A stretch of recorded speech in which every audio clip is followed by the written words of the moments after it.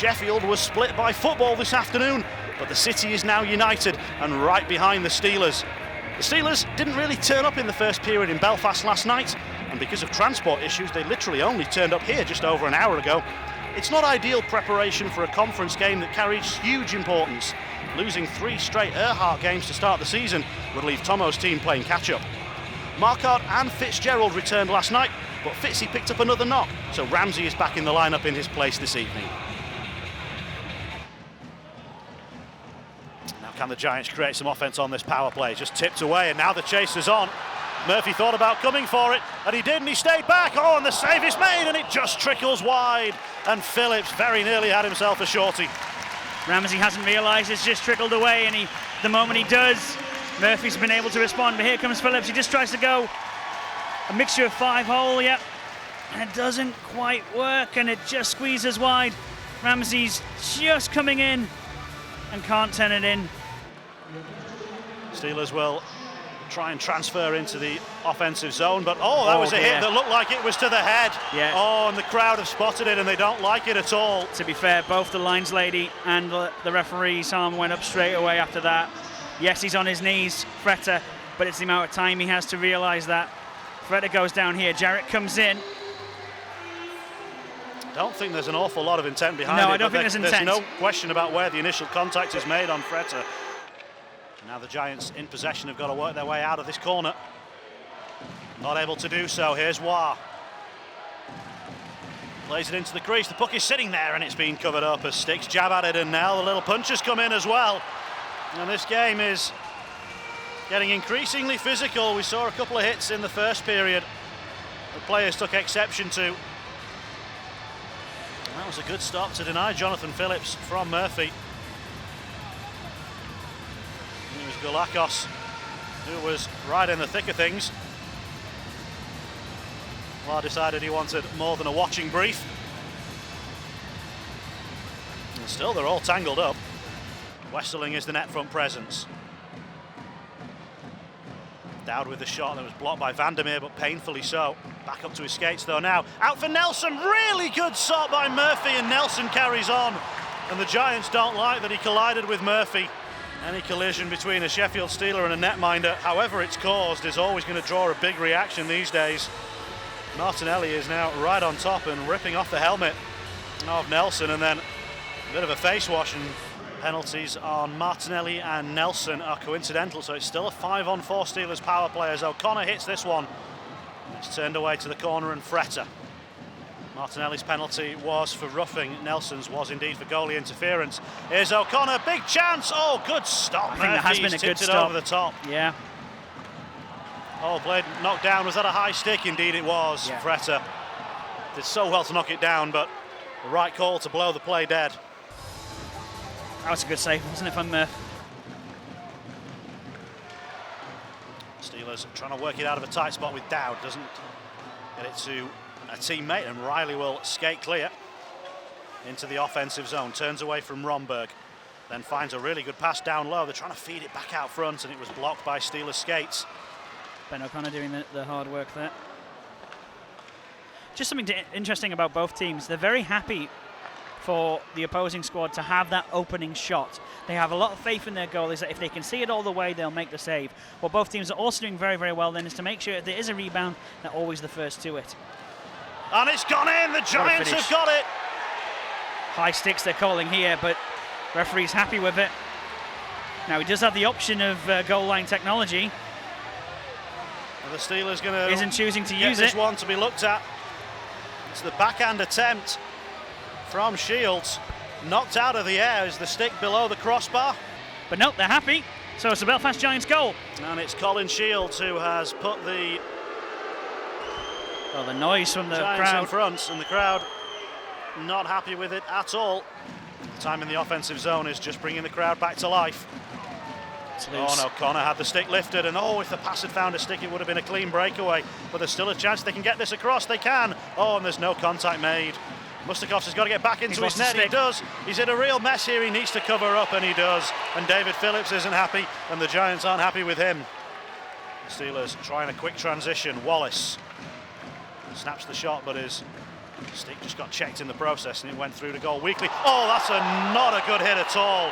That's really nasty. It's Jarrett again, number 2. Thankfully, Wesseling has popped straight back up. Let's have a look at this. Well, that one looked very uncomfortable. It's low again, isn't it? And again, it's his head into the boards first of all.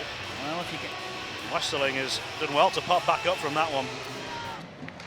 John Armstrong, Tim Wallace, Ben O'Connor, That's all the way through to Murphy. That gets a small slapping of applause, but actually I thought that was better from the Steelers. A bit more movement, and Ben O'Connor gets a nice shot on goal here. What you're looking for here from Armstrong Award is just a bit more. Wow, sets himself up for the screen. He doesn't see a lot of this, does he? Steelers forecheckers again trying to close in and trap the Giants, and they've done it.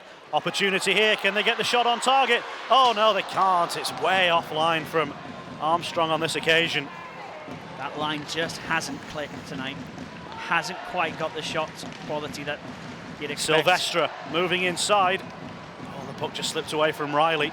There was Armstrong. a hooking and a tripping call. The Giants will be frustrated they didn't get, I think. It was close. Play still continues. The Giants are looking for a shot on goal. Mustakov saves with the pad. It's getting feisty And then now. covers up, and you can sense the frustration within the crowd at some of these non-calls or missed calls, whatever they perceive them to be. Romberg was taking a tumble under the attentions of Silvestre. In truth, there wasn't an awful lot behind the shot that did come in the end from Connolly. Do you know what? That's been the story of the game for all the players. They've really struggled to get underneath the puck. It's Coventry 3, Milton Keynes 6. Is that a penalty? Yes, it is. And the whistle does go. I'll be interested in seeing the replay here. It's another one for Goulakis to take. It's going to be his 3rd trip to the box in this game. Yeah, Goulakis is not happy. Not happy at all. That's the final word. But the final word will be with the referee who puts him in the sin bin. And in fact, he's going. He's been ejected.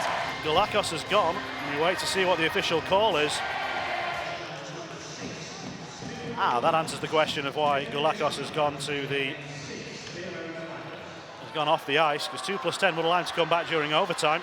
As that shot goes over the top, he's been awarded an additional 10, so 2 + 10 + 10. Surely. It's loose at the side of the goal, and Murphy's got it trapped underneath What him. a stop at the on the second shot with the stick by Murphy. What a save. It's Fretter who's denied. Let's just see this replay again. The shot is good. It comes off the pads of Murph. You'd fancy Colton Fretter here, but the second gets the paddle down by Murphy, who then swallows it up, puts the helmet on it, puts his belly on it, puts anything he can, and it still remains 0-1. Oh, and he may have taken a bump there. The Yowzers. goaltender doesn't want to have a damaged hand. That'll be his right hand, so that'll be the one where he hits the paddle, which will make sense because he probably came down hard in it when he came down for that second shot. And Jackson Whistle is helmet on, putting his helmet on. This is difficult for a netminder because you get to a point where you kind of go, well, I'm probably not going to get a game tonight. Good netminders try and stay in the zone, but it is difficult to do. He's gone straight down, Murph. The face-off is going to come down, and they are going to call a penalty. The Steelers' penalty box is open. They're going to call a 5-minute major. Wow. Colton Fretter goes for 5. Kicked out of the game. I can't believe it. Wow, that seems harsh. That really does. You wonder if it's just the fact that an injury has been caused that's led to it, but certainly live and on the replays, it doesn't appear to be a major slash. Oh, Tomo's not happy. Tomo is not happy. I think Tomo may have been asked to leave. Tomo has been asked to leave, and Paul Thompson's gone. Armstrong steps away from a couple and then finds a really good pass down the ice. Is there an opportunity here? There is, and Whistle makes the save with his pads, denying War. Whistle just lost an edge. Comes back out. There's an opportunity here. Oh, and it's been well charged down. It was Jarrett in the way of O'Connor's shot. Sent towards War. Backhand. Whistle saves. Loose and cleared away. Connolly diving in front of it. Using his face to block that one, Connolly. Steelers are doing this short-handed, remember. Here comes Armstrong. Here's the chance. Good save, Whistle. And the nets come free again. And the boos continue to rain down from the stands. It's been an incredible night of frustration for these supporters. Man alive. Let's look at the shot again. It's a good save by Whistle. Really good save. Whether it moved the net or not, it's a terrific kick save. I think it's dangerous if they don't go forward though, because one takeaway and you're that much, just like that, you're that much closer to being in trouble. Steelers will enter the zone through Phillips. Sends towards goal, it's bobbling, rebound, Koivisto! What a save! By Whistle on the scramble. What a save! It's going to be icing. Wowee. Oh, wow. This is the best power play I've seen the Steelers have all night. Phillips, what a pass. Koivisto getting the touch finally in goal. Actually, do you know what? I don't think he gets a touch on that. It's bobbling like a knuckle puck. It's that one. Oh, wow. He's got with the blocker That's on the a great reachback. save. Steelers have 6 out against 5, and they've got 25 seconds.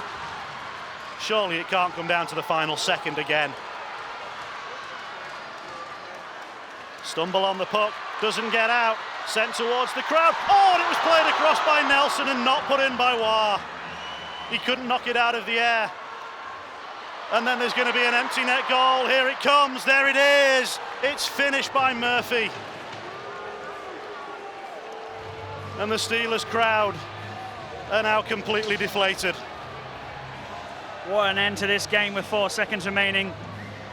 The Giants have defended so well. And the puck lands so nicely for Murphy here. It's been a terrific 4-point weekend for Adam Keefe's men. They have taken 2 huge victories against the Sheffield Steelers. And it's a night of frustration, disappointment, and a little bit of anger for the Sheffield Steelers. They don't feel that they've had the rub of the green tonight. So Mark Matheson is the Steelers man of the match tonight. No celebrations, no fast lap. It is a losing night for the Sheffield Steelers. Tough night, but man of the match. Yeah, I don't know. I thought we battled hard today. We're definitely a good team, but I thought we controlled the play for most of the game. Yeah, definitely some tough breaks with the ice and a couple tough calls for sure. Just one of those games we got to take the positives and move forward. Are some positives. The whole league is a bit crazy at the moment. Cardiff going down as well, so there's plenty of time. Well, yeah, there shouldn't be any panic in our game. We know we're doing the right things, maybe bearing down a little bit on our scoring chances, but I think, yeah, this early, just stick to our game plan. Tough sledding, Mark. Great man of the match. Thank you. Where do you want to start with that one, Paul? I would imagine, obviously, disappointed.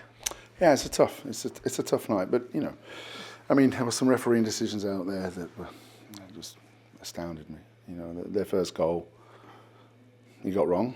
You know, it was a high stick, and the 5-minute penalty on Colton Fretter for what? Trying to score on a loose puck when I think Murphy went down on his shoulder previously. You know. And I think he's dislocated his shoulder or something like that. And you don't want to see anyone getting injured, but you know, Fretter gets run twice from behind, and guys get 2-minute minors. And we had enough chances on the power play, but the ice was so bad today. It hurt everything. And but we had enough chances to win the game today, and we didn't take them. But inept officiating didn't help in certain areas. On the ice, we can't stop scoring. A couple of games ago, we can't score for the last 2 games. It must concern you a little bit. Oh, it's concerning me because there's players here right now, good players, that don't even look close to scoring goals. And we've got to, get their confidence back around the net. And like I said, it was hard on that ice tonight. I mean, if you don't see it up in the stands, but it's. I'm not excusing it. We scored 1 goal this weekend, David. It's not good enough.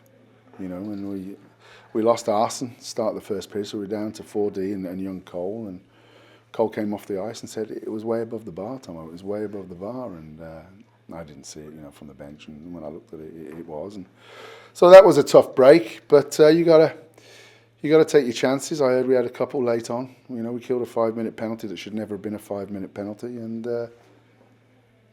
I think the frustration is when the decisions are just so badly wrong. And I know, you speak to any coach in the league, every coach. No one listens to us. Nobody listens to us in the league. Talk us through your incident. What What happened there with the linesman? I just lost my cool at the end and said something that maybe I shouldn't have said, and the linesman went and told the referee. And, that happens when you're passionate and you want to win, when you feel that you're being deprived from that. But I can't control. That's the league that controls whatever happens from an officiating point of view, and I'm not pointing directly at them for the loss tonight because we didn't score a goal, and we have to be better in that department. So I'm just a little disappointed with. It's been a tough weekend. It's been a long weekend. It's been a lot of travel. Crappy game, crappy ice, crappy officiating, crappy performance by us. Just quickly then move us forward to Wednesday. They come thick and fast now, Milton Keynes. And does this mean no Arson, no Fitzgerald, or is there any news on Fitzgerald? What's the score there? Yeah, I don't know. I mean, we're down to 4 regular D and obviously young Cole, so we'll assess it on tomorrow. When our medics have a look at it, David. But we got to get back to not playing with stress. And like I said, it was tough going out there today because it's all in your back of your mind. And as professional as you want to be, and as we all want to be, we want to win games when you feel that. You're not getting the rub of the green. It plays on your mind. But we have to control our controllables, and we have to start getting back. And guys' games have to pick up big time because this weekend wasn't good enough.